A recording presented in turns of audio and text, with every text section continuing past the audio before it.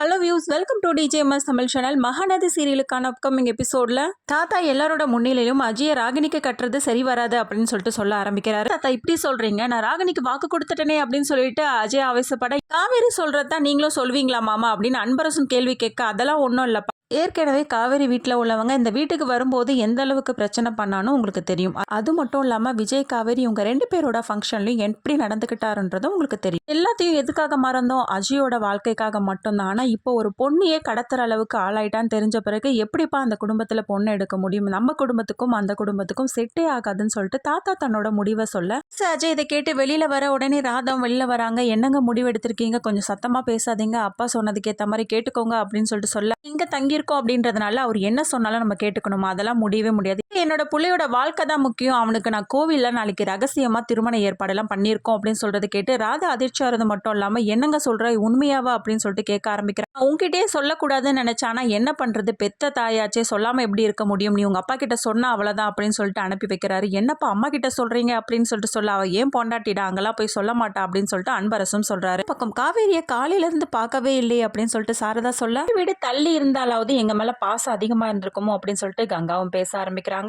காவேரிக்கு போனை போட்டுடி அப்படின்னு சொல்லிட்டு போன் பட சுவிட்ச் ஆஃப்னு வரதுனால, நர்மதா நீங்க ஏன் எப்படி பண்றீங்க, நான் நேர்லயே போய் பார்த்துட்டு வரேன்னு சொல்லிட்டு நேர்ல போய் பார்க்க போறாங்க. அக்காவை பார்த்த தாத்தா என்னம்மான்னு கேட்க, அக்காவை பார்க்க வந்தேன் அப்படின்னு சொல்லிட்டு சொல்ல, உங்க மாமாவும் அக்காவும் வெளியில போயிருக்காங்கம்மா அப்படின்னு சொல்றதை கேட்டு அங்க இருந்து கிளம்பிடுறாங்க. நர்மதா பேரும் வெளியில போயிருக்காங்களாம் அப்படின்னு சொல்லிட்டு நர்மதா வீட்டுல வந்து சொல்ல, இந்த பக்கம் குமரன் நான் வந்து ஊருக்கு போயிட்டு வரேன், வீட்டுல ஏதோ பிரச்சனையா அம்மா வர சொல்லியிருந்தாங்க அப்படின்னு சொல்லிட்டு சொல்ல, சரி தம்பி கங்காவையும் கூட கூட்டிட்டு போங்க அப்படின்னு சொல்லிட்டு சொல்றாங்க. எதுக்காகமா அப்படின்னு கங்கா சொல்ல, இல்லடி நம்ம வீடும் அப்படியே பூட்டியே தானே கிடக்கு, அங்க போய் பார்த்துட்டு வா அப்படின்னு சொல்றாங்க.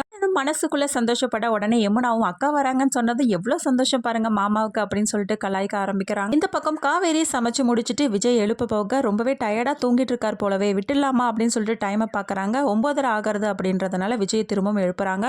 சாப்பிடுங்க பாஸ் அப்படின்னு சொல்லிட்டு சொல்ல, வந்த அவசரத்துல எதுவுமே எடுத்துட்டு வரல காவேரி, பக்கத்துல ஏதாவது கடைங்க ஏதாவது இருக்கா அப்படின்னு சொல்லிட்டு இருங்க அப்படின்னு சொல்லிட்டு உள்ள போனதும் தன்னோட அப்பாவோட ட்ரெஸ் எடுத்துட்டு வந்து விஜய் கிட்ட கொடுக்குறாங்க. இப்போதைக்கு இதை போட்டு அட்ஜஸ்ட் பண்ணிக்கோங்க, அப்புறமா வேற வாங்கிக்கலாம் அப்படின்னு சொல்லிட்டு தேவையான சோப்பு எல்லாத்தையும் நான் வாங்கி வச்சுட்டேன் முன்னாடி அப்படின்னு சொல்றாங்க. தேங்க்ஸ் காவேரி அப்படின்னு சொல்லிட்டு விஜயம் சொல்ல, அதுக்கப்புறம் காவேரி வெயிட் பண்றாங்க. விஜயம் குளிச்சுட்டு வரதை பார்த்துட்டு எப்படி இருக்கு, நல்லா இருக்கா அப்படின்னு சொல்லிட்டு கேட்க, கொஞ்சம் லூஸா தாங்க இருக்கு அப்படின்னு சொல்லிட்டு காவேரியும் சொல்ல, ஓகே எனக்கு ஃப்ரீயா தான் இருக்கு, கம்ஃபர்டபுளா இருக்கு அப்படின்னு சொல்லிட்டு உட்காந்து சாப்பிட ஆரம்பிக்கிறாங்க. உங்களுக்காக எத்தனை வெரைட்டி ஆஃப் சட்னி பார்த்து பார்த்து செஞ்சிருக்கேன் தெரியுமா அப்படின்னு காவேரி சொல்ல, பண்ணிருக்கா ஆனா பார்த்து பார்த்து எனக்காக பண்ணிருக்கலாம் சொல்லாத காவேரி அப்படின்னு சொல்லிட்டு சொல்றது கேட்ட காவேரியும், அப்ப எனக்காக தேடி தேடி அலைஞ்சுன்னு சொன்னீங்களா, அதெல்லாம் பொய்யா அப்படின்னு சொல்றது கேட்டு கோவப்பட, கோவம் வருது இல்ல, அதே மாதிரி தானே எனக்கும் இருக்கும் அப்படின்னு சொல்லிட்டு பேச ஆரம்பிக்கிறாங்க. காவேரியோட சமையலை சாப்பிட்டுட்டு சூப்பர் அப்படின்னு விஜய் சொல்ல, அதுக்கப்புறம் தேங்க்ஸ்ங்க அப்படின்னு சொல்றாங்க. அது மட்டும் இல்லாம நீ கூட உட்காந்து சாப்பிடு காவேரி, அப்படியே பேசிக்கிட்டே சாப்பிடலான்னு சொல்லிட்டு விஜயம் சொல்றாங்க. அதுக்கப்புறம் சிரிச்சுட்டு 2 பேரும் சாப்பிட்றாங்க. இதோட இந்த எபிசோட முடிச்சிருக்காங்க.